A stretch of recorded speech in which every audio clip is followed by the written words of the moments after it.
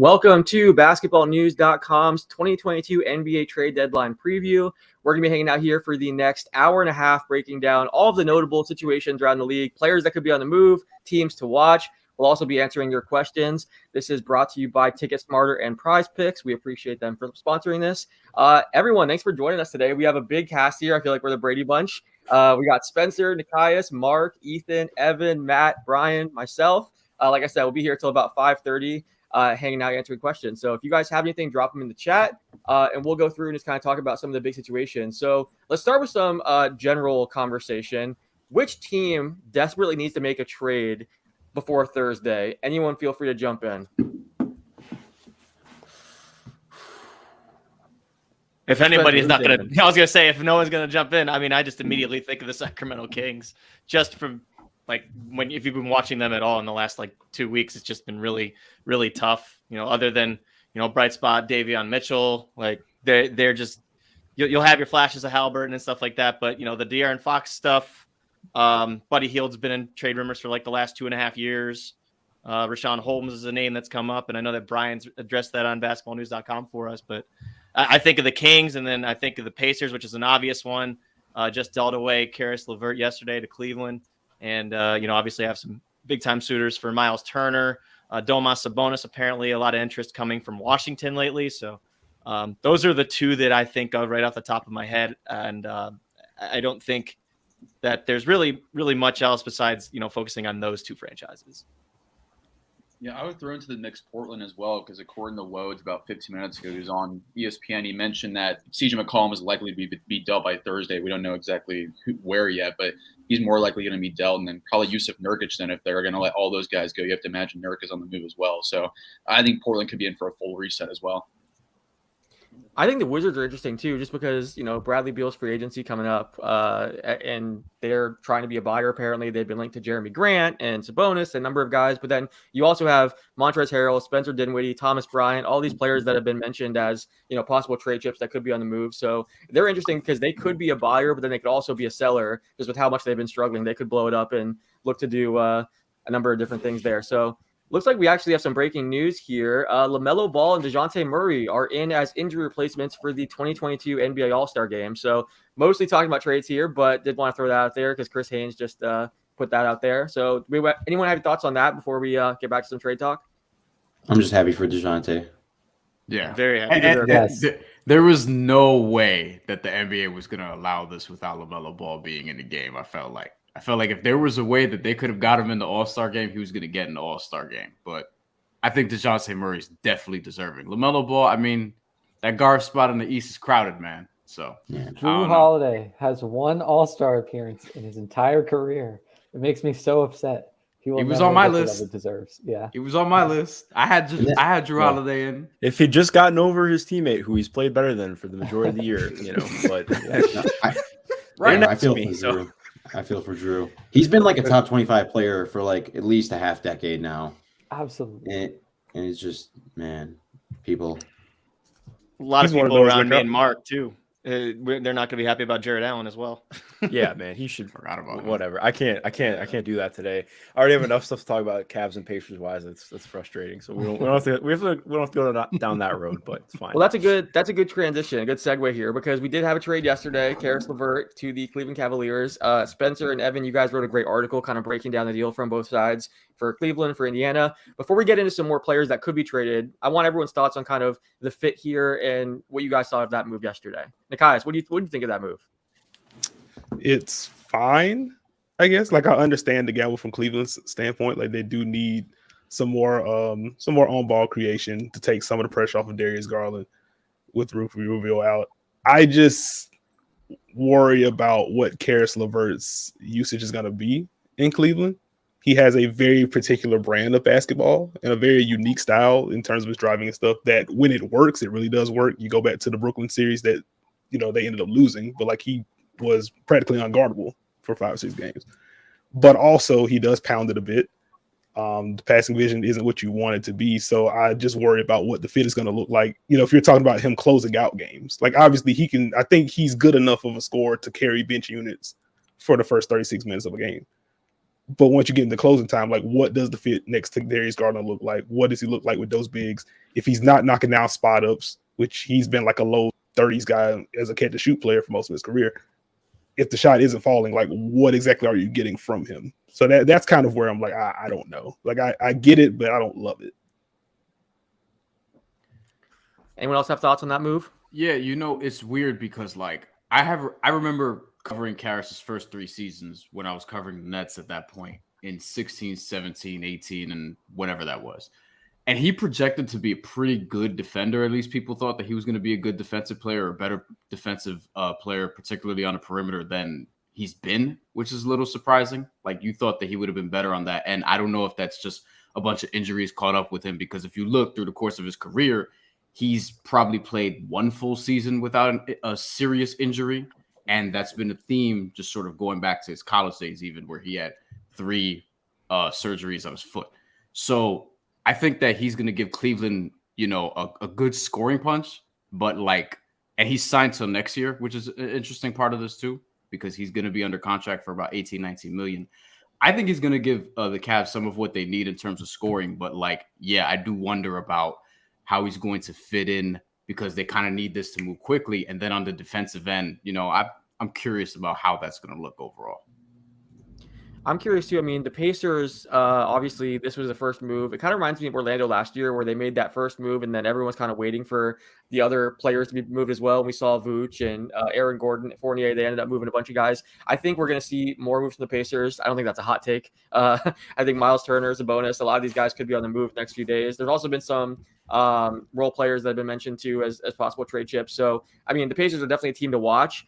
When we talk about the biggest name player that could be on the move, who stands out to you guys? CJ McCollum was mentioned. Obviously, we talked about Woj's report that he could be on the move. He's one of the more notable players that has been mentioned. Who do you guys think is the biggest name player that will be traded when all is said and done?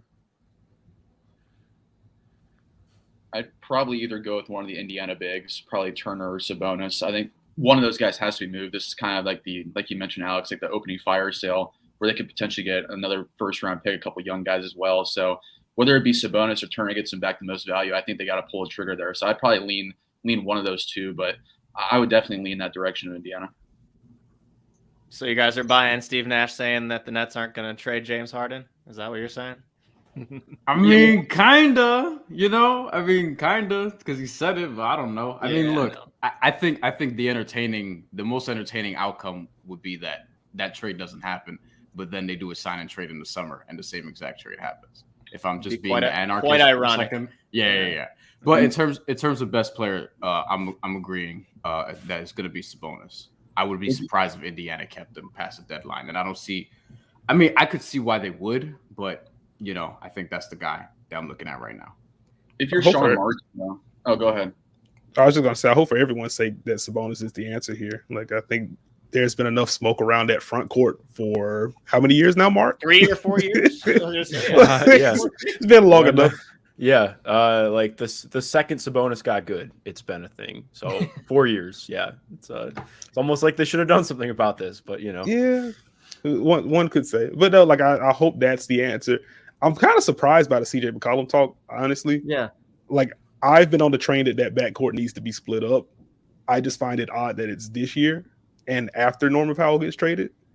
Like, the timing of that kind of throws me off. So now you're hearing about, I think Woj said New Orleans is in there, and I'm struggling on the second team right now. But like, I think the Knicks. The Knicks was the other one. Like, the Knicks intrigue me. Like, what would that even look like? I guess is my question, because I don't think you're getting quickly. You're definitely not getting RJ Barrett. And so if you're Portland, and Evan Fournier and good vibes, like, I don't know. Like, if you're not, it's not Julius Randle, is it? Like, we're not going there with that, right? Well, No, I will say Brian Windhorst on his podcast wouldn't make said, any sense. there was a De'Aaron Fox rumor in New York, and that Randall was being talked about. So I mean, Windhorst put that out there. I don't know if it was speculation, but that was with De'Aaron Fox. I don't know. I mean, it would be interesting to see what happens. But go ahead, Matt. And in the world of like hypotheticals, I love the idea of Halliburton and Randall together in Sacramento. I think that would really unlock a lot of Randall's game. Yeah, I'm curious. I I think these are kind of the teams, Portland, Indiana, Sacramento, we're kind of hitting on the ones that everyone's keeping an eye on. One thing that we wrote at Basketball News is that there's not a whole lot of sellers right now. It seems like there's a ton of buyers out there. So the few teams that are willing to sell, everyone's kind of circling like vultures. And that's why, like, Mark Stein said it yesterday, that's why they were able to get so much for Karis Levert, despite the fact that he's been struggling this year, because there's not a whole lot of notable guys out there that teams can kind of add. So it'll be interesting to see what happens with those players. Any more thoughts on CJ McCollum before we kind of move on? I just hope that they get more than what they got out of the first trade. I mean, I think I can obviously everything is, changes after a couple months and you get to see how things play out. But based on what happened with their trade with the Clippers, I felt like hopefully, like my initial reaction was, wow, that's not a lot. And my second reaction was, well, hopefully this is more about flexibility for another move. But if that's not how it ends up playing out, that's kind of a rough start for the Joe Cronin tenure. Shout out to Lawrence Frank, by the way. Hell of a deal. Yeah. Looking forward thinking. You get Rocco, you get Norm, and Norm's back with Kawhi. They just got deeper and got better and got off of Eric Bledsoe's contract. So shout out to Lawrence Frank and Ty Lue. He's going to know how to work with that group next year. We talked about the Kings briefly. The De'Aaron Fox stuff was so interesting to me because you had the report from The Athletic of 2-3 weeks ago that they have no plans to trade Fox and they want to build around Fox and Halliburton. And then a few days ago, Mark Stein said that rival teams are buying that. They think that Fox is available and could be moved before the deadline. So it remains to be seen if he's, someone that could be on the move. But even if the Kings keep Fox and Halliburton, they have Rashawn Holmes, Buddy Hield, Harrison Barnes, Marvin Bagley. I mean, there's a lot of guys that are on that team that have been, talked about in trade conversations recently. So what do you guys think of the Fox? Go ahead. Half the roster. Yeah, it's crazy. I mean, and it's not a surprise with where they're at as a franchise that, they're looking to make big changes. But what do you guys think of the Fox situation? And then, your thoughts on Sacramento's other pieces that could be on the move? I mean, I'm supposed to have words coming out on this in the next couple of days, hopefully before the trade deadline. But I think a lot of this to me is just, it's not on Fox or Halliburton. I think both of them have flaws for sure right now, but I mean, it's the roster, man. Like there's obviously, just looking at straight advanced stats and catch-all metrics aren't everything, but I think per EPM, they only have like 2 guys who are rated in the top 200 in EPM right now, which is abysmal. Like that, and that stresses a lot. Like, I mean, there's been so many times where I think if you're not like, I'm not trying to say people aren't watching, but I think you have to watch so often to see like, okay, Halliburton does get an advantage and it looks really great. And then he makes a nice kick out and Mo Harkless checks out into a pull-up 3 in the corner when it's completely empty. Like there's just a lot of stuff that happens like that on both ends that like, it's just the roster. It's really rough right now. And I think they need to find a way to fully rebuild. It doesn't seem like they're going to do that, but I think doing anything around Fox or Halliburton, unless it's for a really good return, would be kind of questionable to me. But it is also the Kings, so highly questionable is kind of their name. Nikai, what do you think of that situation? I kind of echo what Mark said. Like it's a mess.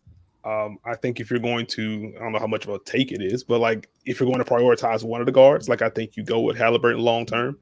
I think the blend of the playmaking, the shooting, the budding pull-up shooting, like I think you try to foster your ecosystem around that.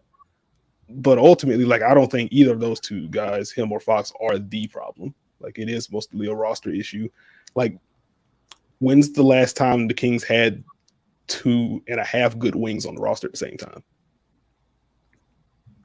Yeah, never. Like it's, and like they're big heavy right now, but like their best big, Rashawn Holmes, has been in and out of the lineup this year, and he hasn't been himself for most of the season. And then behind that, whoever you're putting in has a fatal flaw, if not multiple. So nobody's really set up for success there. And I think it's going to take some wholesale changes to get that fixed. Well said. I'm curious with the other pieces in Sacramento too. I mean, I know Harrison Barnes was mentioned as a possibility for like Utah and a few teams, but then the Ingles injury kind of affects that. Buddy Hield's been shopped forever, it feels like, and been subtweeting and angry about his situation in Sacramento. But we'll see if that actually changes, if he's on the move. I just feel like there's so many guys there that have been mentioned. Rashawn Holmes too is someone that has been linked to a number of different teams. So I think Sacramento is definitely a team to watch leading up to Thursday. But what do you guys think of those other pieces? And do you think we'll see a number of trades from the Kings potentially? I think it makes the most sense, quite honestly, just because where exactly are they going this year? I mean, you could push for a play-in spot, but it's very doubtful at this point, in my opinion, that they really make any sort of noise to actually make it into there. And also, I mean, this era, it's unfortunate, but De'Aaron Fox is already entering a second contract. The Kings have done nothing throughout that. You just have to wonder what his long-term future could be if they can cash out right now and get the most assets for him and build around Tyrese Haliburton. It might make the most sense for them. Give Davion Mitchell more minutes as well. But I do think we see Barnes. I think we see Holmes as well. He'd be a great fit in Dallas. And Brian, you brought that up on your story as well with Rashawn Holmes. I think they move off multiple of these guys. I think they actually get a lot of enticing offers for De'Aaron Fox. But I just wonder what the price would actually be for Fox around the league, because that's a 5-year contract still. I mean, they could probably get a lot back for him. Yeah, if I'm Dallas, for example, that's probably the team where, like, I'm looking at a Rashawn Holmes to try to fill in that 5 spot. But before Tim Hardaway Jr. got hurt, that was sort of easier to construct, because then you could open it up and make it a deal where they can get Buddy Hield and Rashawn Holmes from Sacramento using, Tim Hardaway Jr.'s contract, using picks, obviously using one of the bigs, either Powell or Kleber. Now, I don't know why you would want Tim Hardaway Jr. on your roster, because he's injured and he's going to be injured for a while. But, there are teams, Charlotte's another one that are probably be looking at Rashawn Holmes, or at least they should be. We know that they want to get a center of some sort, and he makes a lot of sense there, in my estimation. But aside from that, like, I don't know. Like, there's also just the Sacramento Kings portion of this, as Mark mentioned earlier. And I just don't really trust them to get it right. Like, it's just that simple for me, because they haven't done so in a really long time. They always shoot themselves in the foot. Fire coaches mid-season are always poorly managed and mismanaged in their roster. They have a whole bunch of guys that you don't really know how they fit. You don't really know if they ever have a plan. And the closest that they got was when they almost had that playoff run a couple years ago. And now they feel even so far from that. So I don't really know where to go with the Kings at this point. Nikias, I was thinking about your question. Was it when they had Rudy Gay, maybe? Did we go back that far? Well, even then, their second best wing is like Ben McLemore, and he was not good. So it's like, I went back further. I went back to Kevin Martin. Honestly. No, I was thinking Kevin even Martin further and than John that. Salmons together. But then we're gonna go all the way back to Ron Artest, and then it's just gonna really go. Yeah, No, I was thinking Doug Christie, Peja Stojakovic. I mean, great team, fun. But that's like the early 2000s. Yeah, it's been like, that's proving the point. I don't know if you know the Rat-a-Tat song was like, it's been about 17 years. Like, it's literally been 17 years. So it's like, it's gross, man. Pretty wild. But I just to answer your question, Alex, I think Harrison Barnes could definitely be like one of those underrated moves that a team that's trying to push towards contention can make. Just a consummate professional, knows how to play his role, and has just quietly been really, really good. Just making, doing well out of the post, honestly, and making plays for everybody. And just being able to utilize the way that he's kind of galvanized a lot of teams in the past too. Really good leader. And I know that, you reflect, you see what the Kings record is and stuff like that, but one of the more liked guys around the league from who I've talked to. One player that kind of fits a similar description as far as being a good leader and being a veteran that can help contending teams now is Eric Gordon. I feel like he's been mentioned a lot leading up to the deadline in Houston. He's shooting career highs from the field and from three. He's playing really good defense. He has dealt with injuries in recent years. So if you're Houston, I think it's tough. Like, I know there have been reports that they may hold on to him past the deadline and that he has more value to them as a leader and kind of helping their young guys than he does as a trade asset. But I feel like it's real risky if they hold on to him and don't cash that asset in and get something back, especially if there was a report that they have multiple first-round picks offers on the table for Gordon. So if I were them, I would move Gordon before Thursday. The Phoenix Suns have been mentioned. I know the Cavs were showing interest in Gordon before the Karis Levert thing. Now, obviously, seems like they moved on and chose Levert instead. But there have been a number of teams now that have been linked to Eric Gordon. What are our thoughts on Gordon's availability and a good fit there? I think, Evan, you wrote about his fit in Phoenix, right? Yes. So the Suns have been checking in on him, and he makes an awful lot of sense for Phoenix just to cap off an already loaded team. You can go 11, 12 guys deep at that point. And I think their next first-round pick they have available is 2024 because of the Chris Paul trade. But the window's right now, so you might as well, if you feel confident that Eric Gordon puts you over the top in the West and in the NBA, you make that move. You give up Dario Saric and his contract. You get probably Jalen Smith and a filler contract that can help for Payton as well to make the salaries work. But I think Eric Gordon would be absolutely perfect in Phoenix. I think he would love to be in Phoenix as well, just based off him being able to go to a title contender. and maybe you can swap him out with Landry Shaman. His contract he just signed. Shaman's not been good for the Suns this year. Maybe you can flip him in that deal with Eric Gordon. But I love Gordon, whether it be Phoenix, Utah, Milwaukee. He's a guy that could really put a lot of these contending teams over the top. Anyone else have thoughts on Gordon and, possible fits for him or, his value to a team leading up to the trade deadline? I like the Milwaukee idea. I haven't thought about, I don't have the cap sheets in front of me, so I got to think about like how that would work contractually or whatever. But I like the idea of putting him in Milwaukee, though. I think that's a team that I'm looking at to do something, because I think that we're all not underwhelmed by their regular season, but we're kind of expecting more at this point. And they've had some funky losses where it's like, all right, like, are they going to get this together fully? I think they do need some help. They could use a shooter, a reliable one. And if Eric Gordon, I mean, health is always a question with him, but if the Bucks were to get him and he were to stay healthy down the stretch, I think that's something that could benefit them for real.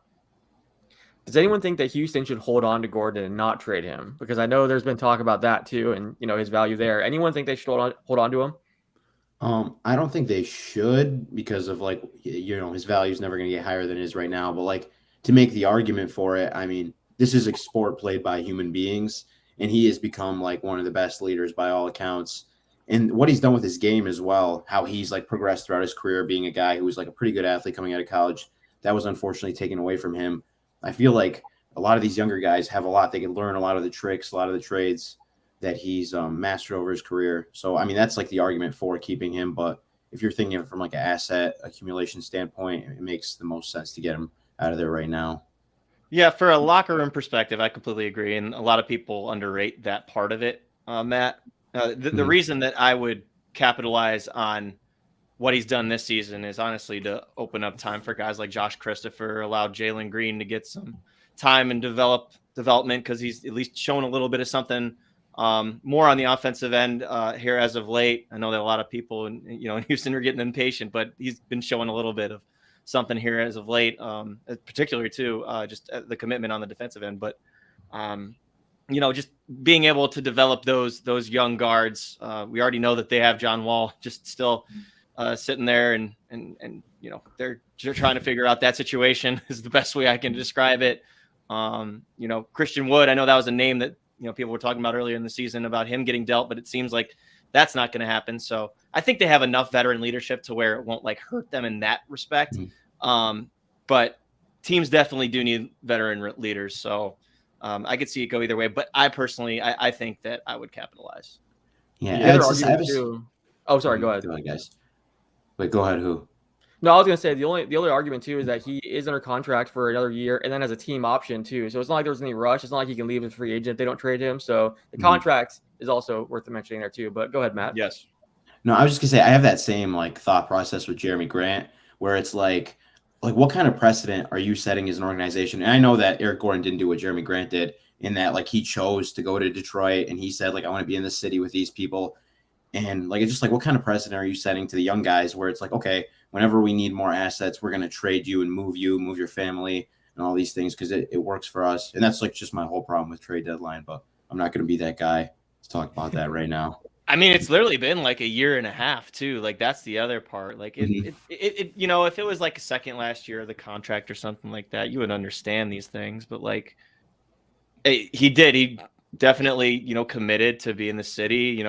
James Edwards did an amazing piece on him before the season last year, just about his involvement in the community. And then you obviously look at the individual numbers last year and you're like, wow. This year, I mean, it's taken a little bit of a back seat, but that's also because, they have Cade Cunningham there, Sadiq Bey, if he's on one of his hot nights instead of one of his cold nights, like that takes away a little bit of, the usage away too. So I think it's also hard to find a deal for Jeremy Grant that seems fair, actually, when you look out there at some of these teams that are interested in him and for the production that he brings.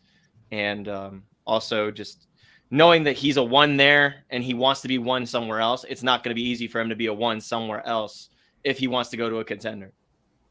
Yeah. The Nets, the Kings, the Blazers, and the Wizards are the teams that have apparently shown the most interest in Grant, according to James L. Edwards from The Athletic, who, like you said, has done a great job covering that team. But those are the teams apparently showing the most interest, which is kind of interesting.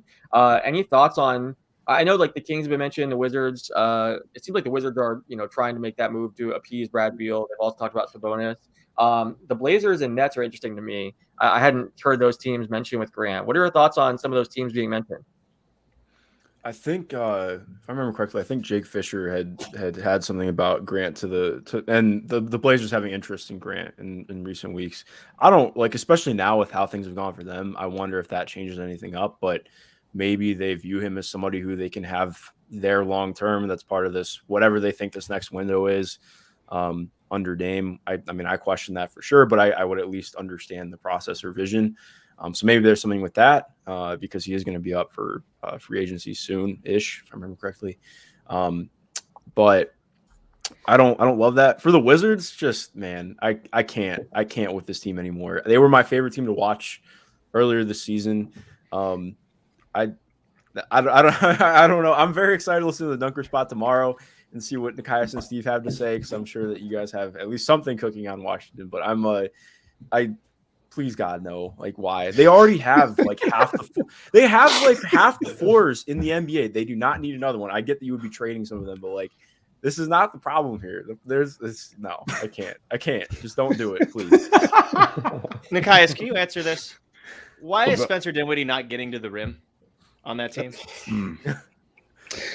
It literally feels like actual indifference of wanting to go to the rim, because when Brad's not playing, he does it. Like, I don't know. Like, I'm sorry. I know I'm not Nikias, but that quote that we had last week, like, that was a very pointed, I don't like Bradley Beal. We don't get along. Like, I cannot believe he said that. That comment is yeah. like, oh yeah, my leadership wasn't welcome. It's like, whoa, okay, so we're just saying everything now. Spencer's blunt like that. Spencer's blunt like that. Like, I wasn't too surprised when I heard that, actually. Yeah. It's interesting too, because Brad Beal like recruited him. Even Tommy Shepard's come out and said that like Beal asked for Dinwiddie over the offseason. Like, it hasn't been reported. It's actually confirmed by everyone involved that was his guy. He wanted him there, and now a few months in, look where we're at. But Nikias, what are your thoughts on the Dinwiddie situation and the Wizards as a whole? Because again, they also have talked about Thomas Bryant and Montrezl Harrell. Like, they're a weird team right now, and a bunch of guys are available.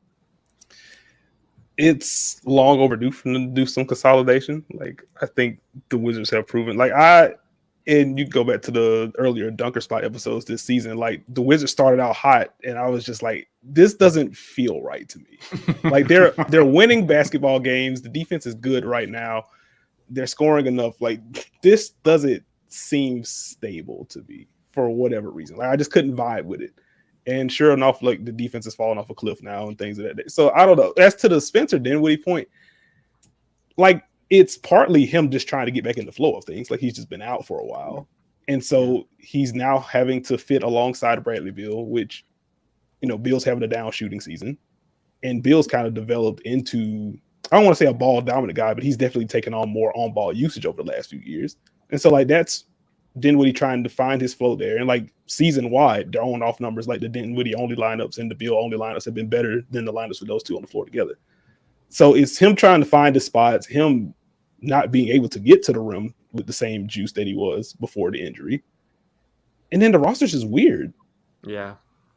So like, you compound all those factors, and it makes sense that he's having an inconsistent, weird season. But hey, Kuz is being clutch this year. Kuz has been that. Kuz been very clutch, and he's rebounding like a damn animal. So, hey, actually, Alex, we got a trade machine response to this live stream that I'm sure that people want to listen to from @LeBron PR team. So I know you're going to see how this direction is going to go. Perfect. Okay, you know who's going to be going in a trade here, but it was fantastic. The Boston Celtics receive one Russell Westbrook, while the Los Angeles Lakers receive Marcus Smart and Al Horford. What are your thoughts? Wait, repeat that again? Russell Westbrook for Marcus Smart and Al Horford. No. I don't think that benefits either team. I don't think either team is helped by that. I'm relaying the message. Lakers would totally love that. Oh yeah, of course. Lakers they would like physically deliver Russell Westbrook to the Celtics remember, if that was the case. This is coming from LeBron PR team. That's the person that. Right. So What's Boston gonna? Okay, I would love it just to see the content that comes out of like Boston outlets and stuff, right? Just to see, all right, Russell Westbrook, Jaylen Brown, Jason Tatum, Robert Williams, and see how that goes. But like from a basketball standpoint, I don't even think we need to deliberate much on this. Like, hear me out. Now that I'm thinking about it, what's the Celtics' biggest problem on offense? They don't get to the rim enough. This is not no. Who gets the Mark's not going to allow this. Who gets the rim more than anybody else? The Celtics Matt's coming to Russ's rescue. The last 2 weeks have been good. Marcus Smart, point guard, is actually figuring some things out. Yeah, he's been great. Starting lineup actually has a really solid net rating. We don't think they're going to trade Marcus Smart, do we? We don't think they're going to do that this year. There have been rumors. There's rumors every year. But he's the new Brook Lopez. Like every single year, he's just in trade rumors and nothing ever happens. Well, was that a thing with you're a Brook Boston Lopez? guy. Do you think? Oh, you think yeah. Boston I don't actually remember consider this, or like you know, Nets Brook what's being talked Lopez? about as far as Marcus Smart? Yeah, Nets Yeah. Brook Lopez. That makes sense. It's like it's kind of weird for the Celtics because they've played so well over the last like 3 weeks. If you asked this question 3 weeks ago, anyone not named Tatum, Brown, or Robert Williams is probably on the table and like very on the table. But Smart has played so well since he's come back from injury, since the lineup's been together that it's really worked. I think in a similar vein to Eric Gordon, I think you don't trade Marcus Smart for what he means to just like the continuity of the locker room and the team. We've seen the Hawks. I think Chris Kirchner of The Athletic had the Hawks as interested in him today. The Wolves too. The Wolves were another one. I think Darren Wolfson had that one.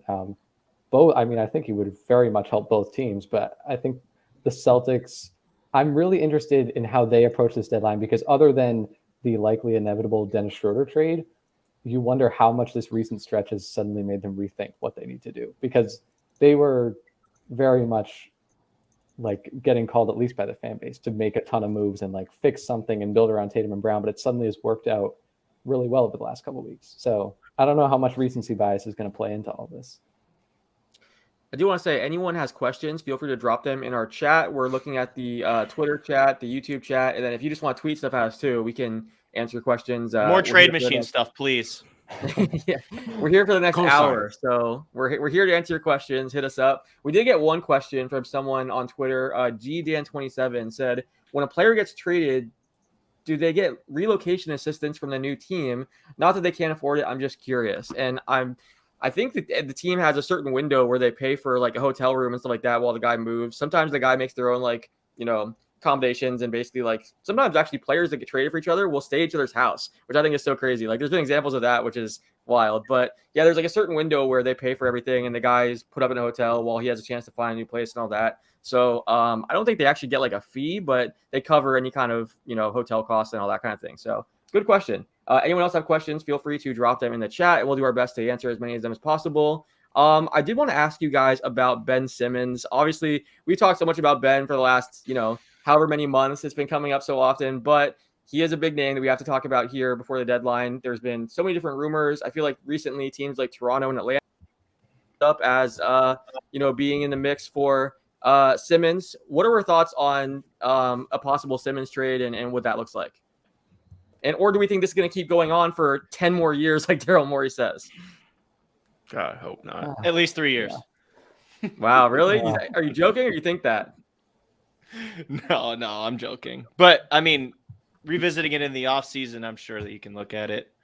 I don't know if I buy the Harden stuff. I don't think that that's actually feasible. I think that more of the Kings package they were talking about. If the Kings don't get a package for one of Halliburton or Fox by the deadline, that's something they could revisit in the summer. But yeah, no, I think that he's definitely not bluffing. I don't think Ben's going anywhere.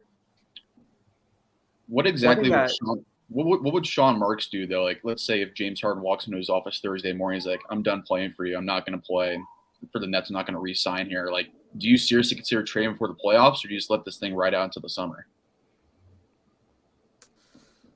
That's tough. I mean, you don't want to lose. When's the last time a lose the mid-season SFL move thing. like blockbuster like that has worked out though? Like especially unless you're thinking from a long-term perspective. Like because I feel like they're like all in on this year. Like any contending team does that. But does a contending team trade all-star for all-star? How often does that work? I don't know if you see that often either. I think it's really tough with them too, especially because, like you mentioned, them being all in this year. I don't remember who put it out. I think it was Woj on Joe Harris's return looking even murkier now with him potentially getting a second surgery on his ankle. They just don't really have a lot of flexibility that I think we thought they did coming into the year. And obviously the Kyrie stuff has made this a lot less, has made it even more difficult in a lot of ways too. And clearly that's worn on the locker room, it seems like, based on things that have come out. I mean, I can't like report on anything, but I feel like the James stuff is like very legit. Like I like not to say that you didn't think so, Spencer, but just like I mean, this is everything that could be going wrong for the Nets kind of has gone wrong. It almost feels like they have to kind of prioritize what the next year is like, because this is just it really has blown up in their face in a lot of ways. I hate the mortgage the future moves. Yeah. One thing that Mike Scotto from Hoops Hype said on my podcast last night was that Morey obviously is so locked in on Harden. So if there's even a small possibility that he could get Harden, he's not going to settle for one of these other offers from a Sacramento or Atlanta, because he does want Harden so badly and wants to have that reunion. So, I mean, the more drama that keeps kind of popping up and the more if there's a likelihood of getting Harden, he's going to, pursue that. So I think that's what's interesting here. I don't think anything's going to happen in the next few days. There'll be tons of talk, I'm sure, and like some rumors popping up here and there about Simmons. We'll hear more teams linked to him, like Minnesota, Toronto, Atlanta. They're all having conversations. But I guess one thing that Scotto said with Atlanta was that they had talked about Collins, Bogdanovich, and Gallinari for Harris and Simmons. There may have been draft picks in there too, but I guess Atlanta didn't want to do it. They didn't want to take back Tobias Harris. So it's interesting. I'm curious to see what happens in the next few days. Here we got a question about this. If the Nets tell Philly we'll trade you Harden if you give us Simmons and Maxey without multiple first-round picks or other players, does Morey go for it? Any thoughts? No, I don't think he does. Like all indications pretty much have been that he has no interest in including Tyrese Maxey in a trade, and I get it. Like if this is Harden from like 2 years ago, I think that you contemplate it at least. But like right now, I don't see it. Yeah, he's getting older too, guys. It's the other thing we have to talk about. I mean, I know that he's still James Harden and he's still able to do what he does. And the reason that he's, kind of disgruntled right now is because he has the ball in his hands a lot and he's being relied on as the guy. I mean, he's, at least when Kyrie can't play at home, like that is the part that he's not exactly happy about. So like, it's understandable, like if he was interested in going to Philly like that. I just don't think that Philly would do a move like that and kind of try and ruin, the asset they have with Simmons. Because I don't know if Simmons' value is exactly depreciated. I know a lot of people are like, who would want a guy that's not showing up to practice and stuff like that. Well, that guy is also an all defense candidate. He's also an all NBA player, and he's extremely young still. So. I think you have plenty of value there still with Simmons, and Harden, I think, if anything, is going to be the one whose value depreciates. Spencer, you mentioned age. Harden's in year 13, if I'm not mistaken, right? Played high usage basketball for several years. A lot of contact. Minute load. To the free throw line. A lot of minutes. Rarely missed games. Deep playoff runs. Some deeper than others, but still deep playoff runs. A lot of minutes. And it's not somebody who like shows up in the best shape every single year, as we've known. So these are the sort of things that usually catch up to you at some point. And in year 13, like it doesn't, I'm not sorely convinced that like he's going to just turn it around and become James Harden again. But I've also been projecting this for a couple of years now. I'm like, at some point he's going to have to slow down. It's kind of like a running back in football. Like you could only take so many hits and have that usage for so many years and have so many carries until it all catches up to you. Now, I'm not saying he's going to go off a cliff now, but we could potentially be seeing the beginning of like whatever his decline is going to be. So I'm not sure if you trade him, things are going to necessarily get better. And I'm not sure that one, him and Embiid, for example, would play that well together. And two, I don't know if they would like each other. I could see Embiid just wanting to body slam this dude after getting to know him for 2 weeks. So We touched upon that in our show a couple weeks ago, actually, about the Harden Embiid thing. That was an interesting conversation. One thing our producer Brian points out is that Harden has now played over 36,000 minutes, so that kind of lines up with what you're saying, Brian. Now we did Does that have include one playoffs, by the way. Does that include playoffs? Or is it just regular season? Say it might not, Yeah, which is even crazier. While we wait for that answer, I want to see. We do have one question coming from. Oh, here's another one. What are some small, interesting moves that could happen this deadline?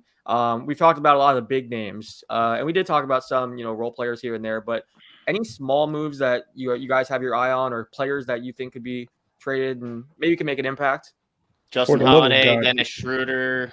Well, you mentioned the Clippers earlier, and I'm wondering the trade that they just made with Portland. Does this now mean that Marcus Morris and or Nicholas Batum, one of them has to get moved because they have Robert Covington now?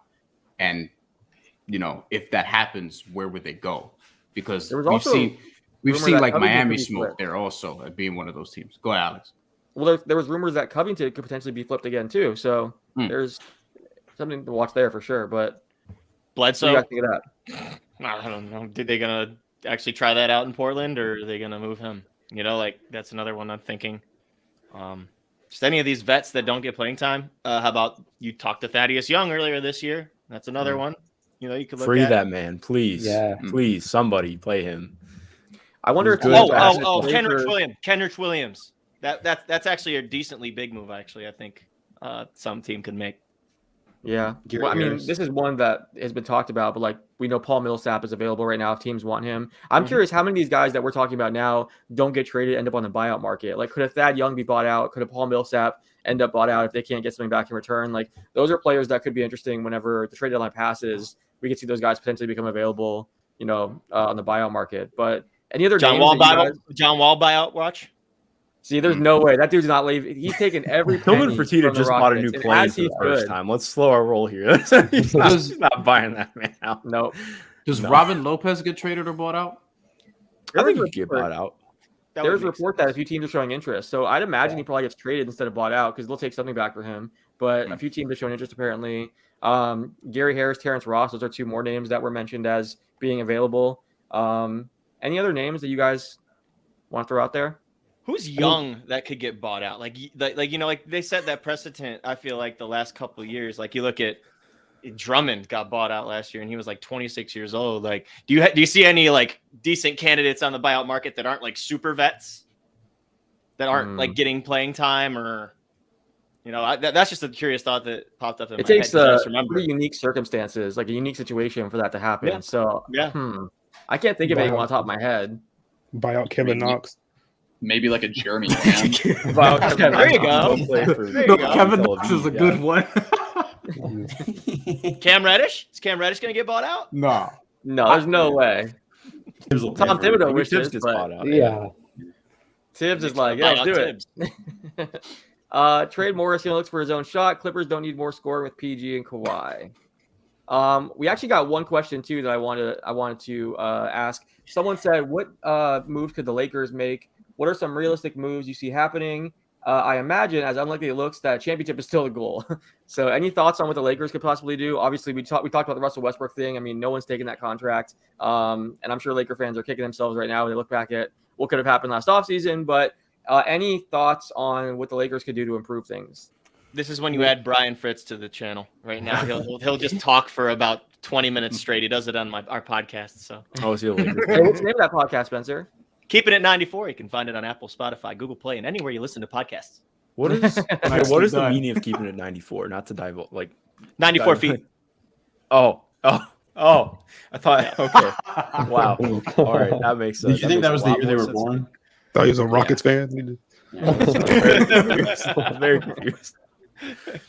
Yeah, hey, shout out Corbin. He's the one who asked the question Yeah, about the Corbin's- Lakers. Any ideas for this Lakers team, what they could do? I mean, what can you get with Taylor Horton Tucker, Kendrick Nunn, and a first-round pick? That's They've who's the been best short. player you can get? There's Or no does interest, it sounds like. Does the Bobby Marks idea intrigue anybody here? For those who don't know what I'm talking about, he mentioned, I think it was on a Low Post a couple episodes back, where he said Russell Westbrook potentially for Evan Fournier, Kemba Walker, and I'm forgetting who else. some sort of salary dump and like a protected first round pick. I sort of made the same face as Alex did right now, where I was just sort of scratching my beard. Like, I don't really know. And if I'm the Knicks, I don't really want any parts of that. Maybe if I get a 2027 unprotected first, maybe I will consider it, but I don't know. Man, after Russ's game against the Lakers, Yeah. I mean, not against the Lakers. It was pretty much against the Lakers. I mean, it was after Russ's game against the Knicks on national television. I just, oh man, I hope not. Like that would be wild. Someone said, Asher said, I tuned in immediately. Mark misses a 94 feet pun. I don't love it. Sorry that I can't remember the dimensions of the court. So here we go. We have some more comments here. Appreciate everyone dropping your comments. As you mentioned, Spencer Williams, any destinations for Kenrich Williams that we haven't talked about? Because I do agree he could be a really interesting piece that gets moved. Literally every contender. Yeah. Every single one. I'm a big fan. Tag Steve. Like this is there we go. Can't wait to yell at him on the pod about Kenrich Williams this week. He's good, man. Like Kenrich is good. He's a good player. You can tell because anytime he starts doing anything well, he gets pulled automatically. So, it's just... that's the hidden joy.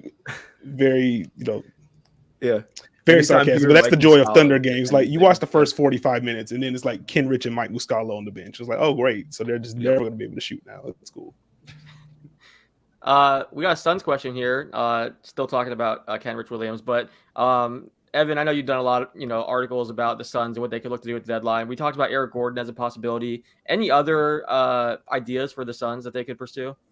Yeah, I mean, obviously what Mr. Straw said here on YouTube, mentioning Kenrich Williams and Torrey Craig, I think both those guys make a lot of sense, quite honestly. They have to probably trade Jalen Smith his contract. It's unbelievable they declined his third-year team option, just so rare nowadays for a lottery pick. But they have $4.5 million in salary they can trade out. Dario Saric is not playing this year with a torn ACL. So they can really get in on any bench piece they want just with those two contracts. So I think Craig makes a lot of sense. Maybe Justin Holiday as well from Indiana. Kenrich Williams, that we all mentioned, would be a huge swing for the Suns. He could really fill out their bench as well. But I think the Suns are probably going to make a move on the margins here before the deadline to really bolster their bench, because if they do make that one last move for another wing who's an upgrade over Abdul Nader, I think it just makes a lot of sense to just go for it at this point. Let's see. A few more questions coming in.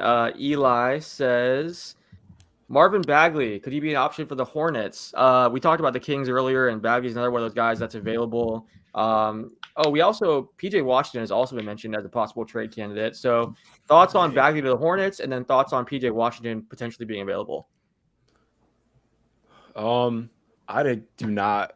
I have a lot of Marvin Bagley stock still. I think he's figured out some things this year. He's getting the concepts a little bit better defensively, at least in help, and doing some more stuff in isolation. But he's still pretty raw there.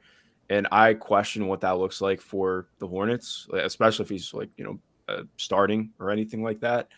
I do think he can be really interesting offensively, but I'm not there. I think honestly he's just more of a 4 at this point, and he really struggles to bridge any kind of lineup as a 5. As for PJ Washington, I just cannot understand why Charlotte wants to trade him, man, because he is so good. He just does pretty much everything at an average or above level, and you don't find a lot of players who are incapable of killing you. I mean, whoever gets PJ Washington is going to be lucky, but it seems like he's kind of on his way out there. It feels like, honestly, go ahead. You go ahead. Yeah, I just feel like PJ Washington, quite honestly, makes a lot of sense in Indiana, Mark. I mean, Miles Turner, he's been rumored there. You can maybe cobble together Oubre and one of those salaries to make it work. But I've always thought PJ Washington and a Miles Turner trade has been something that could happen for the last couple months. It just makes too much sense from both sides. But go ahead. I would love to. Sorry to butt in, but I would love to see that, and I think it makes more sense recently too. Just after Charlotte's defense kind of figured their shit out for a couple weeks, they've fallen apart again and look absolutely abhorrent. I do think that there's a chance too that got brought up that makes sense. Like Miles really wants to have, it's not just a role adjustment for him. Like he definitely wants out of Indiana. So getting the opportunity to be out of Indiana and have his role increase a little bit, I think there's some potential with that in Charlotte with him getting more touches. Whether or not that works is debatable, but I think a PJ for Miles trade would make sense for both sides, even though I would probably not want to give up PJ. Miles would really help them a lot. I like the fit. I think on the PJ front, like it seems like he's going to be the guy that's the odd man out in Charlotte. Like with Miles Bridges taking the lead, he's extension eligible. They just got Oubre, and I think his contract expires this year, if I'm not mistaken, or this year or next year. And then PJ is going to be extension eligible this coming off season. So I think they're just trying to get out ahead of that. I don't understand what the market is for PJ Washington. And I say that because, I mean, like, he's objectively a good player. He's a young guy, but also he doesn't have, like, this big salary that you can flip around for a guy that's useful. So, like, I wonder how Charlotte even cobbles that together. Because, like, even if you're doing, you know, you're talking about PJ Washington, Indiana, I like the fit. Like, it would have to be him or Oubre, which kind of leaves them short on the wing. Or if it's him and Plumlee, which Turner obviously is the better center of those two, but then you still have the same issue where you have one playable big man at that point. So I just wonder how Charlotte, I guess, how they balance that. Prayer. I think prayer is the answer here. I don't know. It's like, I agree. Like, they kind of can't really afford to trade Mace. Because he hasn't been, I mean, like you and Steve have talked about it. He's not the reason why Charlotte's defense is falling apart. He's not necessarily helping it, but like some of their only stable-ish lineups are when they're able to play him at center. And like you mentioned too, like, okay, who are you trading? Kelly Oubre's been good this year. Like, he's been very solid in Charlotte. Like, maybe you're trading Ish Smith out, but like that's $9 million combined in salary. Are you adding another one of the young guys? I don't know. It's definitely finicky. Yeah, let's get book night with Carlisle. No, I can't. No. Sorry, that's a strong reaction, but yeah, no. That was straight. That was for Mark and Mark only. Yeah. No, that's a bad idea. Ethan, jump in here. Dan asked, can the Celtics get a top 55 protected second round pick for Schroeder? I mean, yeah. I think you can get literally the cheapest possible asset in the trade for Schroeder. No, what do you actually think they're going to get in return, though? I mean, what's the market for him? I mean, he's really shown to be a very, very poor fit over the last month with a lot of what the Celtics want to do. He's stopping the offense so much, and it's tough because a lot of ideally what you wanted with him, which was the rim pressure, just the way he can beat guys off the dribble, and he can make the right pass, and he can also hit threes. Like, that's been good, but he just can't do it remotely consistently, and he's played his minutes way down. He's barely in the rotation on some nights. I think you get a second round pick for him because he, in the right scenario, probably is a capable backup point guard, but it's very like I thought in November or early December when he was really playing well, I thought maybe you could sneak out and get like a heavily protected first, but that's totally off the table. So you're clearing, if you're the Celtics, you're trying to just capitalize on him expiring and hoping some team needs a backup point guard. Real quick, before we get to more questions, I do want to thank our sponsors, Prize Picks and Ticket Smarter.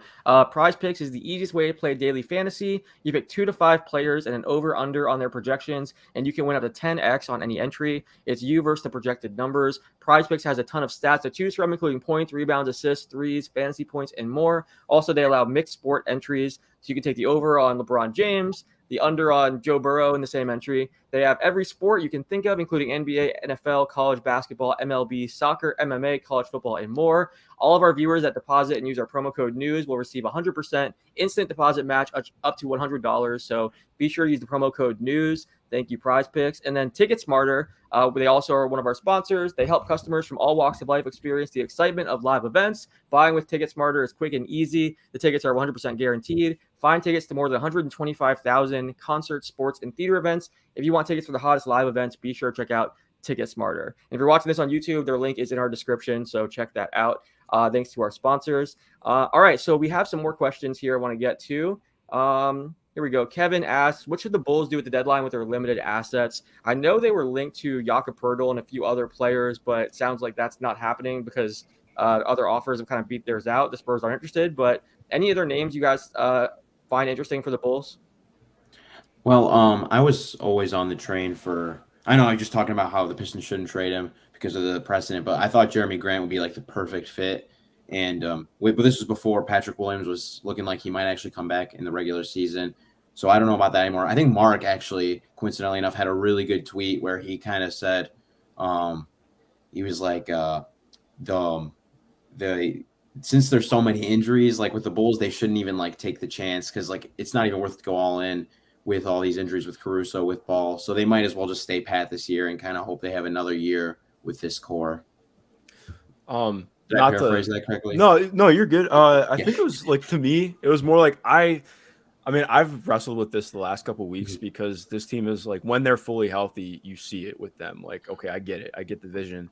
But at the same point, like, I just don't quite know where to fall on this. And I mean, I wrote about it too. And I ended up like, I wrote like 2,000 words and like basically had no answer too. Like, I don't know what the answer is for them because, you could go get somebody like Jeremy Grant or Harrison Barnes, but you're also giving up some young guys who have played really well. Like, Iowa's played well enough where I don't think he should be involved in any sort of trade whatsoever, unless it's like a massive deal that really pushes the needle. But like, I think I would rather see them make a smaller move that adds a rotation wing instead of somebody who's like a brand new starter. Like, I think if you get somebody like a Kenrich Williams, like somebody who can actually hit shots from the corner and still move the ball, because that's the biggest issue I see with their offense still, or even on defense. Like, okay, they have a lot of the same issue, like kind of like we talked about with the Kings, but obviously to a different extent. Like, okay, you're putting in Matt Thomas, and yes, he has not hit shots recently, but the idea of Matt Thomas is hitting shots, but then you're giving up stuff on the defensive end.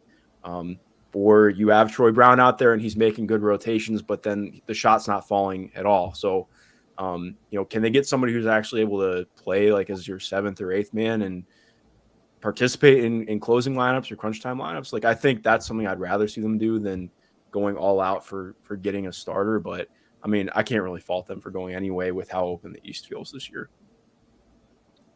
We have a question for Mark and Karis here, our Raptor super fans of the group.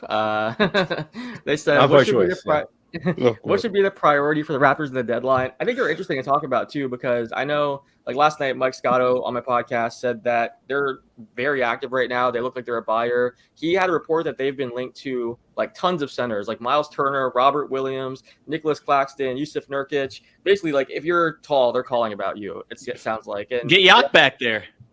What's that? Get Yak back there. That's what people are talking about. They've also shown interest in Danilo Gallinari and like a number of other veteran players. What do we think the Raptors are going to do at the deadline? Because it sounds like they're making tons of calls right now.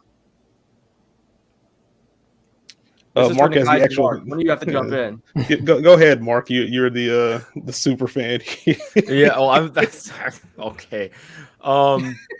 I mean, I've wanted them to go out and get a center who can play 20 to 25 minutes of competent basketball. I thought Khem Birch was going to be that. He's really struggled with injuries this year, and that's definitely hampered his play. But he's just also not quite the rim protector that I think they need that could establish some of their lineups. But I just am not entirely sure who they view as the guy that like okay, how much do they want to put into having a starting caliber center there? Because there have been questions about that recently. Like, okay, if you're bringing in Jakob Poeltl, you're confining a little bit of what you can do, not in a bad way. Like, Jakob is amazing. I think he has an all-defense case this year to an extent, and he's improved even more as an offensive player. But, like, you can't just play Jakob Poeltl 18 to 20 minutes a game. Like, that's a starting caliber guy who I think, he's definitely a little bit underpaid on his deal. Like, that's not somebody who I think you can just kind of sit on the bench in closing lineups. Same thing with Miles Turner. Like, I do think that, like, as cool as Miles would be as a fit for them, I'm curious how they view their closing lineups. So that would be very odd to me as well. Like, I don't have a great answer on this one. Like, I would love for them to go out and get a lob threat because I feel like they just have never quite had a lob threat. And that would be something interesting with them. But just somebody who can give them a base. Well, yeah, I guess Precious is a lob threat. Yeah, he's not doing it for you. Depends if he's going to catch the ball or not. Yeah, but, there we go. Yeah, I mean, somebody who can just be neutral on both ends and play positive minutes for them would be absolutely huge at the 5 spot. I think beyond the center position, they just need another ball handler. A singular, competent ball handler would be nice, so they don't have to rely on their wings to do all of it.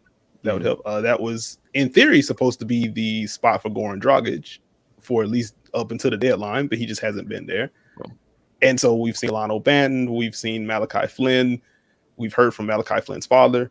It's been a lot of stuff with that with that bench backcourt. So like if they could find a guy that can handle some on-ball reps, just take some pressure off of Fred VanVleet whenever he sits, I think that's something manageable for them. Like few reports have said they're going to dangle Gordon in the first. Like surely they can get a guard in there for that.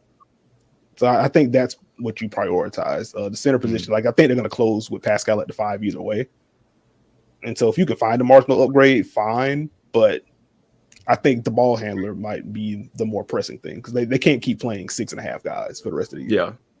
Yeah. And like in spite of how much better their offense has been over the last month or two, their half-court offense is still really rough. And we've seen that in recent games too, especially in the game against the Heat, even though they ended up winning. I think you saw, especially as the game went on, how much their half-court offense can bog down. But also shout out to I don't know, they've started to get a little bit more creative with Pascal Siakam in the half-court and letting him operate as ball handler. They've started playing Scotty and Pascal in drop, which is just kind of awesome to watch. It's interesting. It's not there yet, but they're starting to tweak it and figure it out. And they're definitely a team. It sounds very cliche, but I would not have any interest in playing that team, especially because that Nick Nurse is going to go madman and play a 6-man rotation for the entire playoff series. So not fun. For either team, it's not very fun. 50+ minutes in that Heat game is ridiculous. the triple and overtime. Fred played 43 minutes the next game too. So it's he went 7 deep. Yeah. We got same question from Eli, and I also saw someone on Twitter, I think Tom, asked the same question here. In general, is it going to be a busy deadline? How much activity do we expect? I'll say I don't expect it to be as crazy as the usual deadline. With everything that was going on earlier in the year with COVID and players that were out, it sounds like teams didn't have the normal conversations that they were, that they typically have in December or November of the season. Usually teams are talking a ton and then they pick back up as the deadline gets closer. They kind of revisit earlier talks, but every team was kind of just trying to make sure they had enough players to actually play games. So I don't think there was a lot of conversations happening in, December. I wrote an article about that where an executive talked about how quiet it was earlier in the year, and it's gotten better recently. More teams are talking, but I also think just the fact that there's not a ton of sellers out there is going to make it difficult as far as the deadline. I think you'll see a number of trades, but I don't think it's going to be one of the busier deadlines in recent years because there's way more buyers than sellers, and teams are kind of trying to pick off or make up for lost time, I guess, and have conversations now quickly because they haven't been having them all year. So that's my take on it. What do you guys think as far as how active it's going to be? Well, I mean, it's definitely not going to be 2015. I'll never forget how insane 2015 was. I think I actually had I had to get an MRI that day. So I was just sitting in the hospital waiting room on my phone, checking and seeing Goran and Zoran Dragic both going to the Heat, out of nowhere.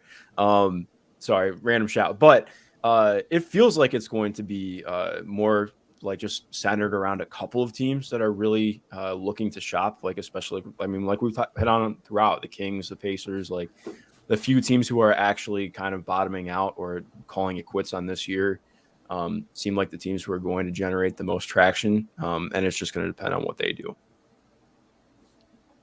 It's 2015 when Michael Carter-Williams got dealt. I am didn't that happen 3 years in a row because he went to Milwaukee and then but he was putting together a really good season, and I was really surprised. Yeah, I think it was the year after his rookie that was the season. first one. That was the Brandon Knight trade, right? Yeah. Yes. Yeah, Brandon Knight. Man, don't make me Thomas, sad. all I that can't stuff. think about Brandon Knight today. Bunch of stuff. If that man had any kind of knees or ankles, he would be he'd be so good. But He's a good dude too. I like What a sentence. it would help. What a set. Oh yeah, and IT went to the Celtics in that trade too. Force Master, appreciate you hanging out with us. You've had a few questions pop up here now. Even with the Levert trade, does anyone outside of Cleveland think they will win a series? I feel like they should have kept their picks and just let the young guys play. Spencer, obviously you are in Cleveland, so you're not allowed to answer this apparently, because you're apparently biased by living in Cleveland. But anyone else have thoughts on the Cavs' playoff hopes? Or I guess who are they going to draft? There's no more room for youth anymore. They've got their core. They've got their starting lineup is average age of 24, 23. You're not going to do anything with that pick. But yeah, go ahead. I think they can. I'm not ready to say they're not going to win a playoff series. I think that's underrating this team quite a bit. But anyone else have thoughts on just this team's chance of making a run? Yeah, I think they can win a playoff series, but it's going to be matchup dependent, right? Regardless of who it is. What I want is for them to play the Nets in the first round, as I threw in our Slack yesterday or whenever that was, because of all the theater between, Karis Levert, Jared Allen, and James Harden, assuming he's still there, which I think we're all assuming at this point he's still going to be there. Whether it's a 4-5, a 3-6, a 2-7, I don't care. Like, just make that happen. And if that does happen, I would expect the Nets to still win that series, but I don't know. Anything can happen. That is theater. An irony. Very large irony. That's crazy. That trade happened 13 months ago. That's it. The Cavs now have those two pieces from the Nets. Like that. That's so crazy to think about. And Karis is there too. So technically, because Karis was part of that trade, and it was wild. Like, I still longer ago. Like, I'm not gonna pat myself on the back. I just hate. No, do it. I hate when do teams. It. No, I hate when teams mortgage the future, man. Like, it kills me. I love the Nets team with Dinwiddie and Levert and Allen and Harris. They had Kenny Atkinson. It was a good vibe. They're like, oh, let's go star hunting. We're going to go win a championship. Like, okay. And I know that some things didn't go the right way, and there's extenuating circumstances behind why this isn't working. But like, I just hate the sense that you have to like blow it all up and like sacrifice the guys that got you to that point to let you get those types of players and leave them behind. I just hate that line of thinking. And the perfect example I think of the perfect balance is the Suns. They kept their core together and they just went out and got Chris Paul. Like, they did it the right way. They didn't say, okay, screw you, Mikal Bridges, screw you, DeAndre Ayton. We're going to go and get Chris Paul. Like, you know what I'm think? just saying. Yeah. The good vibes aren't going to be back in Brooklyn until Rondé Hollis Jefferson is back in a Nets. Yes. So There we go. bring that man back, please. He was so good. He should be in the NBA. And he's playing well. I know. He's playing well right now in Europe. He He's should like be leading here. his team in scoring and everything. He's doing good. I will say, just on the Cleveland front, well, I definitely have questions about whether or not Karis was the guy that they should have used the picks on. I don't fault the move, and I do think I think you can always make a case that you can add more guys on rookie scale contracts who are young and could develop. That's cool, but this team is also, we're just at a point where they're playing well enough where I do understand them going in and making a move. And this isn't just a this year move either. Like, I think they very much view Karis as somebody who they want to have on the team moving forward. And I think it's a fine move. Like, I get them doing that. I definitely think this team can win a first round series and be difficult in the second. I think, well, it is definitely matchup dependent. What makes the Cavs special is that, I mean, Jesus Christ, it's matchup dependent against them too. Like, if they're fully healthy, obviously Collins not going to be playing, but I mean, if Lowry's out there and they have Jarrett and Evan both going, that team is just so hard to play against defensively with what they can do. Even if their offense isn't great, like, just dealing with a team that can get to the foul line that easily, if they're able to, like, they can get mismatches, but most importantly, they can take advantage of them. Like, there are teams that can get mismatches, but if you're not good at taking advantage of them, then it doesn't matter. Like, I mean, especially with what Darius does in terms of distributing the ball and being able to slice up the court the way that he does, I do think, like, adding Karis, if it really meshes, like, that team is going to be dangerous in the playoffs. I'm thinking from a perspective. Sorry, Matt. I just wanted to kind of add to that. Like, so from the Karis perspective, we know that he's like, a high usage guy. He's a big pick and roll guy, and they're probably going to stagger him and Darius more than anything. But when they are on the floor together in certain situations, I want to know if Karis is going to be good on like catching drives. Like, because I don't think that they're going to use him as a spot up guy. I think that Karis will have enough juice to get the ball with momentum going towards the rim. Maybe use him on some baseline cuts because, I mean, he's still pretty quick. You don't want to see him, doing the pull-ups in the middle of the floor. He doesn't have a great, I can promise you it's going to happen. I know. But like, you don't want to see him, beating the hell out of the ball too much. He will do that obviously in the second unit situations, but we haven't seen him much off the ball, and that's what I'm curious about. Maybe they do unlock that part of him because they have such a good distributor and playmaker in Darius that Karis is like, oh, well, if I get off the ball, kind of like how Colin Sexton figured that out with Darius Garland before he went out, because Colin was always somebody that pounded the hell out of the ball too before that. And Darius really unlocked a really solid part of his game out that, is probably the most underrated portion of his game. So I think that Karis can do that. And the thing that Rajon Rondo said too about Karis being on this team is Karis hasn't played with a lob threat in a few years. And the Cavs got like 3 of those guys. So use that. You got Kevin Love on the pick and pop. You got somebody that sets high screens. You can find him on the elbow for threes. Like, I think that there's a way to make it work. I'm not like absolutely thrilled over the moon like a lot of people are. People are going to look at 19 points a game and see that he has a decent shooting percentage and say, oh, he's just going to fit right in. But I think that he's absolutely, a selfless player. I think he's a selfless individual and he'll fit in just fine. But I'm curious to see how quickly he gets acclimated. That's my take on it. And you mentioned a lob threat. The last time he played with one, it's a dude that's now on his team, Jared Allen. So they have that built-in chemistry for playing together a couple of years. I think that portion of it will at least translate well. And I like the point you made about catching and driving, because Karis Levert's never been like a great catch and shooter, even though you thought that he would have been coming out of Michigan. That never quite happened. But he'll drive. He'll get to the line. He should make a good amount of his free throws. And I think that's sort of where you can see this work out offensively in spurts. Middle of the floor, pick and rolls with, he's going to have Kevin and Jarrett there. Evan's still not quite there with the screening, but he's going to be able to slip. He'll find him over the top. I think that he'll be fine in that regard. That was generous on the screening. He's playing. I mean, he's been so awesome, man. But man, he's just, the league is over when he starts setting screens, man. I mean, he'll fall over because he's like built like a toothpick right now. But it's okay, Always has been. What it is. Yeah. But he'll also he'll occasionally go off for like 30, 35. Like he'll do it once every 3 or 4 weeks. Like, true. You're hoping that one of those come in the playoffs. Mm-hmm.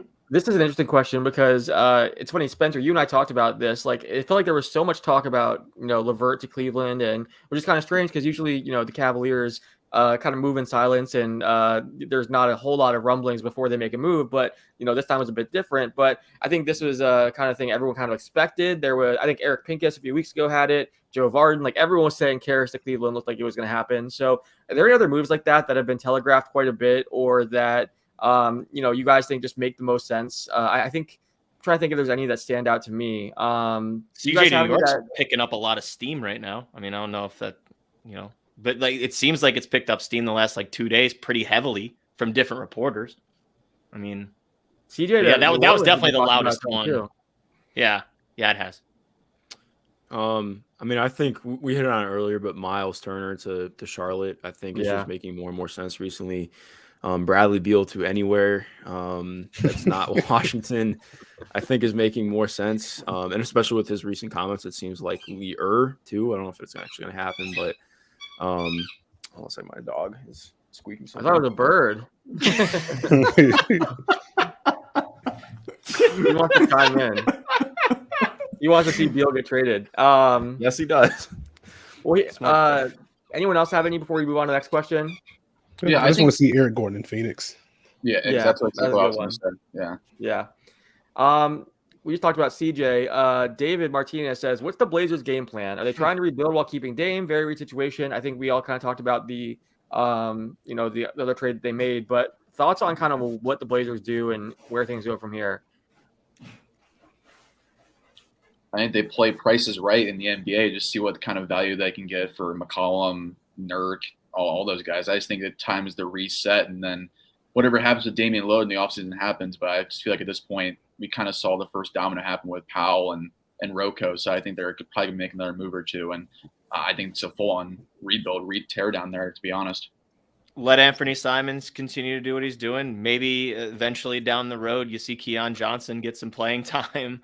I mean, that's just really a time to develop the young guys at this point.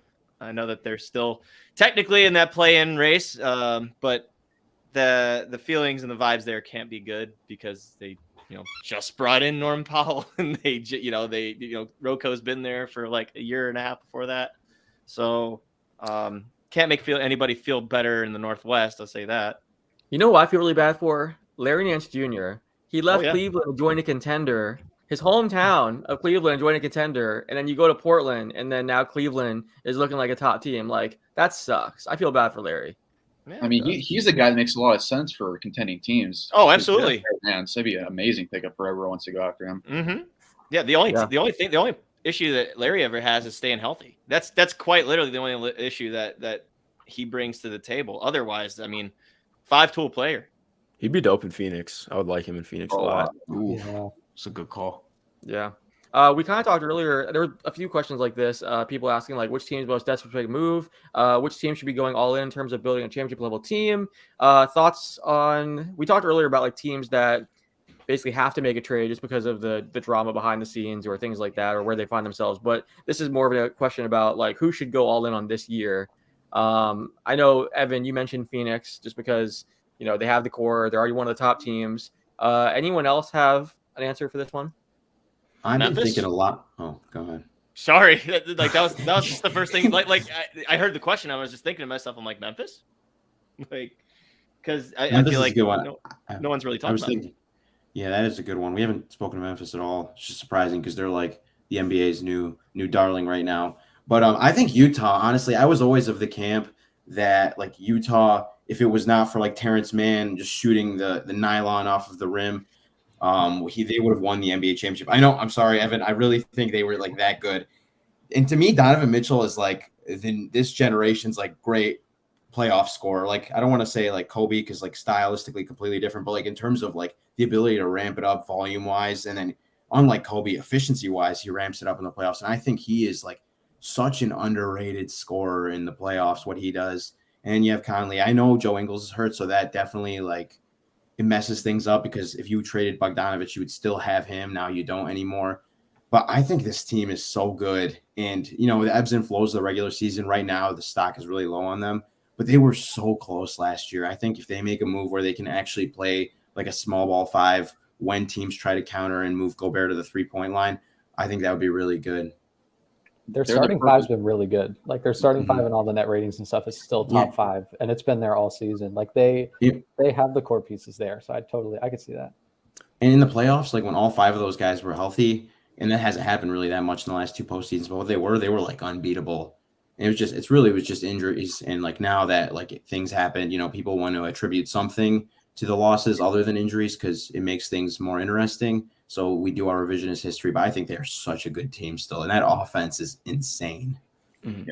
I think my issue with them is just more the closing five than the starting five. Like, I mean, we saw this multiple times against Golden State this year. There was the game like right before Rudy went out with the concussion, or not? Was it Rudy who had the concussion? Or was it Donovan? I can't remember. I think it was Donovan with the concussion. And it was right before Rudy left the game at the end with his ankle injury. Yeah. Like. I just think we keep seeing the same issues with their perimeter defense. And until they fix that, like, I can't really be in on Utah doing anything. Like, I think that they have the bones to be a good playoff contender, but it's just kind of grody right now, to be honest, watching. How about Trent Forrest? I've been thinking about that. But then teams don't guard Trent Forrest is the problem. Like, I love Trent Forrest. People did not talk about Summer League Trent Forrest like they should have, but he can't shoot and he won't shoot, more importantly too. So it's just like, it's like an unsolvable equation. Like, do we play defense and then like they used to, and then have like a 99 offensive rating, which was their issue before. And then they just need one player who can play both ways and figure some things out for them on the perimeter to recover some of their issues. But it's a struggle, man. I don't know what the answer is. So I was thinking about this, and I have a question for everybody. But like, what NBA team that has like a great rim protector can defend well when that rim protector is like pulled out to the perimeter, like consistently for like possession after possession? Because like I don't think that's just the Utah problem. That's what I was gonna say. Cleveland. Yeah. Okay, maybe Cleveland. But you're right. It's rare. To me, I get people, and I'm not saying you're trying to pin it on Gobert, but the issue is like, no, I'm not. It's never been him being pulled out to the perimeter. That's a him problem. Like, he's fine at containing actions. It's just nobody else can routinely make the rotations, and B, they're always getting thrown into rotation. Like you can only ask. I mean, Rudy will routinely make like second and third rotations and get stops for them, but if you keep giving up the thing over and over and over again, like, I mean, there's just nothing you can do about it. And Nikias actually did a good article on that a couple weeks ago about how it's did. not all Rudy's fault. Like, if you want to articulate what you wrote, basically, that was really good. The way that you said that he had a point. He has a point about what the Jazz need to do to step up defensively to help him. Yeah, like they have, like outside of Rudy, there are maybe 2 guys you can trust defensively on that roster, and neither of them are elite. And also, that's only 2 people. So, like, you can spread Rudy out, and then who's containing the ball for you? Like, it's just. Yeah, I guess my thing is, though, Nikias, is like, if you put, like, okay, maybe Cleveland's the exception, maybe Milwaukee, but like for most like high level NBA teams, if you force like a guy like Gobert out, and their version of Gobert, like no matter how good you are at point of attack defense, just the nature of offense, it's always the other step ahead.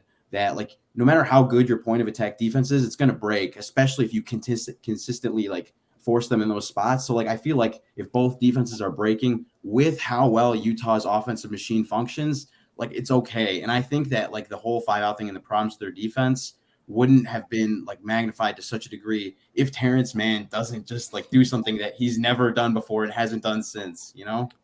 I don't know. I don't want to like fully push back on that, but I don't think it was like Terrence Mann going off definitely hurt them, but it wasn't just that. Like, no, I agree. But like, I mean, they were able to pull apart that defense from all across the floor. And I think to me, it's more like even they've shown when they have Rudy Gay in the front court too. Like, I think he actually provides some quality stuff for them defensively without taking too much away offensively, but they can't play him for the entire time. Like, and you can't have him and Bojan out there at the same time because then you're asking for even more troubles. Like, it's just there's a true lack of versatility defensively, and competency just overall defensively too. That I think if they just had a little bit more, I think it would help them a lot. Not to be let's move on actually. Mr. Strahd says the Pelicans are 10 in the West right now. If Zion returns, can they make some noise in the play-in tournament or even the playoffs? What should they do? It sounds like, I mean, they've been linked to CJ. There was also talk about Eric Gordon. I think Brian Windhorst reported they were one of the most aggressive teams, and they're talking about a lot of different guards. So it seems like they're approaching this as a buyer. Thoughts on what we could see from the Pelicans? 20-20 since they were 1-12, by the way. So that's an interesting little nugget there. Could they get 1 or 2 of those Sacramento guys we were talking about? Just bring Buddy back. Well, De'Aaron Fox was also mentioned Yeah. as a possibility for. I think Mark Stein connected those dots. So They need it. They need guards. And please get them some guards. I mean, they're doing what they can with what they have. I like their front court a lot. No, the guards not so much. Yeah. I'd be worried about, like, in terms of they do need an improvement in guard play because that hasn't been great all year long. I just wonder, like, not necessarily what the purpose of bringing Fox or McCollum is, because like they're obviously good players, but like if you're trying to build something around Zion whenever he's back, like the defensive ecosystem is going to be so important for that to work long term. And I would worry about JV, who's only getting a drop. Zion, we have no idea what he does. BI depends on what night you catch him on. God bless Herb Jones, who's the guy as a rookie. But like you have question marks in your front court. And so bring in CJ McCollum, who's not a good defender, he's going to be aging. De'Aaron Fox, who, Jesus Christ, I'm not sure what he's been doing at the point of attack this year. I can't defend him anymore. So yeah. He can't either. It's fine. I don't know what you do. I'm not sure what you do with that. That just seems like a tough thing to balance if you're in New Orleans. Like if I'm them, I'm probably looking for something on the margins just to see, continue to let this core grow and then bring Zion back in the fold more so than make a big move in anticipation. Kenrich Williams, Kenny Hustle started there. There you go. Bring him back. Move. There was a report that Jonas Valanciunas is basically untouchable. They're not moving Jones. So, like, my question is, what would they be flipping when they're talking about TJ McCollum and talking about De'Aaron Fox and like these big name players? Do we know what the offer? Graham. Yeah, like what else would they be offering? Like, what's that package look like potentially? Hart Graham, Nob, Jackson Hayden, like maybe not all of them, but like those are the enough, guys you're talking about. Probably not. Like I wouldn't think so. But like that's kind of what they'd be looking for, I'd imagine. Would people ask for Kyra Lewis? Because essentially, if you're going to go after a guard, I mean, I know he's not playing, but he'd obviously be someone they probably would. Oh, not that mind frustrates me parting so ways with. much. Like, I know it sucks. Well, it's so tough because they really, I mean, they kind of screwed the pooch on a lot of the development that they did with their draft picks. Like it's just been very rough to see how some of the things have played out. Like I was expecting a much better year from Nickeil Alexander-Walker. I don't really think that that's anything I'm going to pin on the coach. Saying a much better, like that almost undersells it. Like he has been really, really bad this year. And they needed a lot more from him. And as much as they have started to figure things out, it's been a lot more based on a defensive identity, largely because of what Herb Jones has brought them. Like I was talking about this with somebody yesterday who brought it up with me.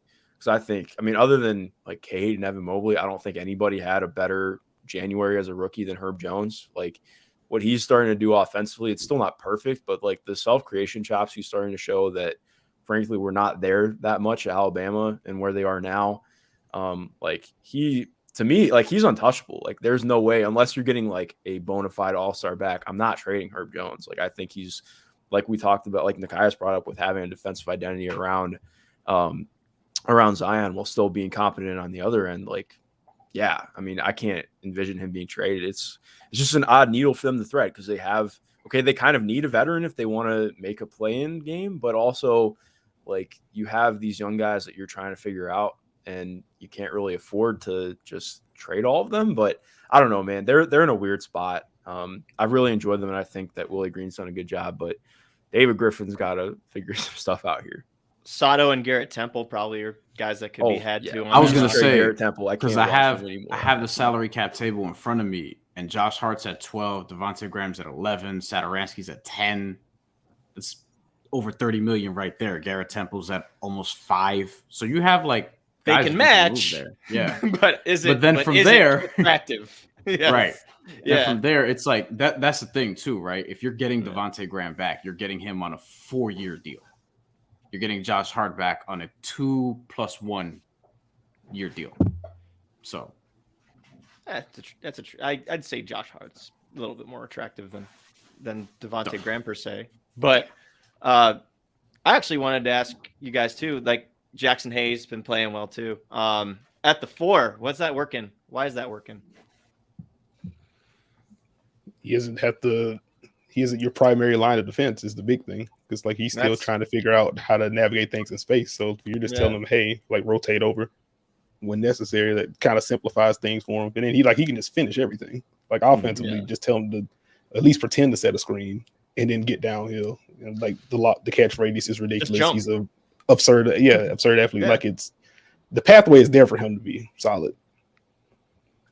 I have one more question for you guys, then we're going to wrap this up. If anyone didn't see the ticker down there, we are also going to be going live from 1 p.m. to 4 p.m. Eastern time on Thursday, reacting to every trade that happens, every rumor that pops up. So definitely come back and join us then. But I want to end on this note. John Collins was someone that was popping up in trade rumors for the last month and a half. There was talk about, a number of different teams, but Mark Stein reported that he's likely staying in Atlanta, but they're going to push things back to the offseason. The Hawks have been playing better recently since trading, Cam Reddish, and they look like they're turning things around a bit. So I think that's part of the reason why they're not making any moves. But he did still report that, Collins could be traded in the offseason.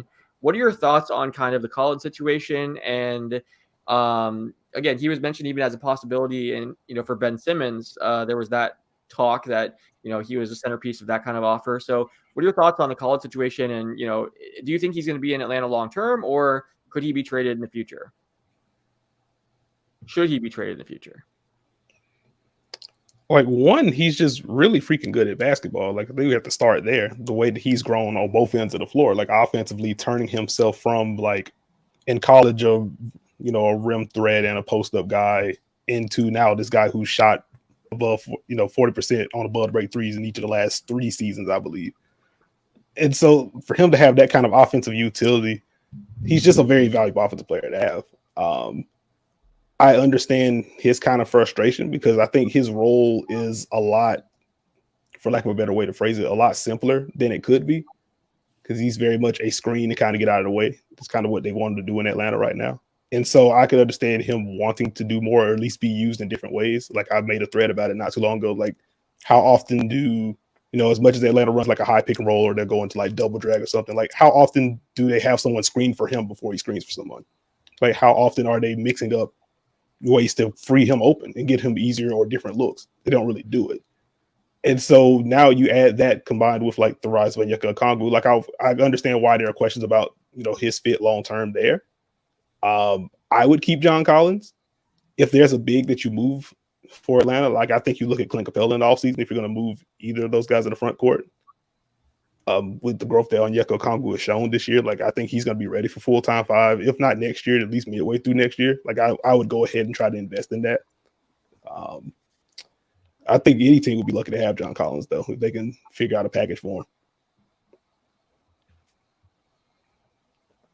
Anyone else have thoughts?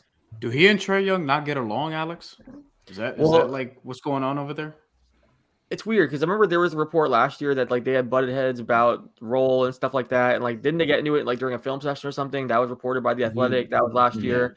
I don't know what maybe there is some behind the scenes stuff involved in this too, because I agree with you, Karis. His development has been really fun to watch, and he's a really special player. So they're not going to move him, just to move him. You have to get really a significant offer back in return. But I don't know. There's something there, I think.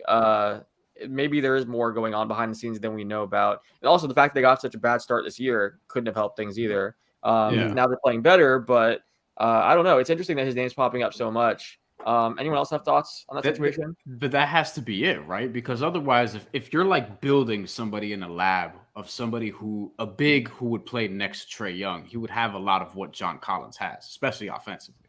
So it doesn't make a lot of sense as to why we're continuing to see rumors about them shopping him, and do they want to keep him long term? So I think that has to be it. There has to be some sort of personality clash, of which we heard rumors about at different points this year and last year, both times when the team was playing bad, and then they turn it around, and then it goes away for a little bit.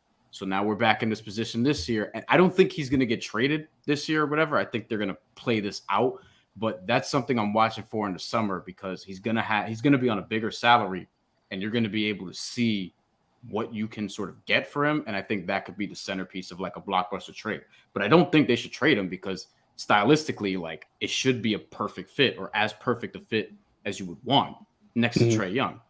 But that's why that whole situation just baffles me. It's like there has to be something there where they're just not getting along. And, we could tend to overlook that, right? Like we could put a whole bunch of guys on the board. This person could shoot, this person could do this, that, and the third. But look, sometimes guys just don't like each other and don't want to work together, and then that's it. So I'm wondering if that's it.